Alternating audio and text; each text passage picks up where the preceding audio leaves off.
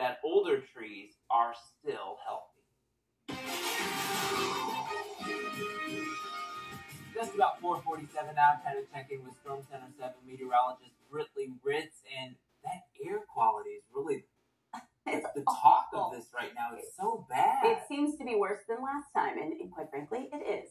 So our air quality index is well over 200 this morning. Our visibilities, because that smoke is so thick, down to nearly a half a mile in some cases, like Preble County and Eaton. Now, Troy and Miami County, we are not as bad, but you're still feeling the effects. That north wind has mixed down some of that smoke to the surface, and now we're inverted. Our atmosphere is, so we've got the warm air over top of the cooler air, and it's holding it down toward the surface, not helping the situation. Of course, you can actually see it on satellite. Notice the light grays. I know it's really faint, and once the sun comes up, I'll switch this over to visible satellite and give you a better idea. But some things that you need to do as you're going out and about today, and the best thing is just to stay indoors if you can. I'm not even sensitive to these conditions, and I am, because that's how thick that smoke is. So I was dealing with the itchy, watery eyes, and of course the nose as well, and the dry throat. So try to limit your time outdoors if you can.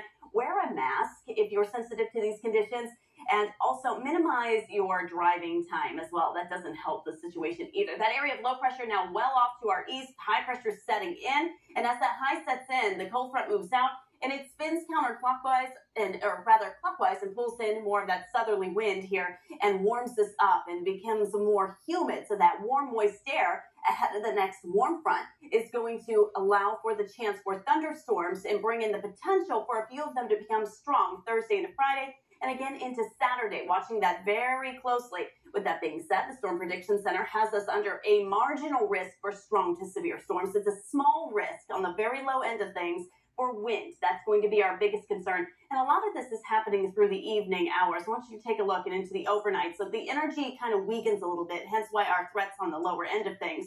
I'm going to take you out to Thursday, 10 o'clock into the evening. Most of that rain and storm activity well off into Indiana, but it moves over top of us early in the morning on Friday. So the best thing to do is have a weather radio or some way of getting an alert to wake you up if something does happen to get to your safe spot. But again, this is on the lower end of things.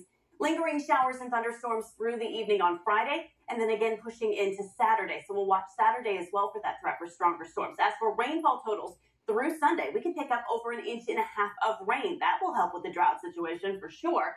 Holding on to that rain chance Saturday and Sunday, again, very isolated. And as that cold front moves through, you'll notice our temperatures drop a bit, but we're staying well into the 80s over the next 7 days, Xavier.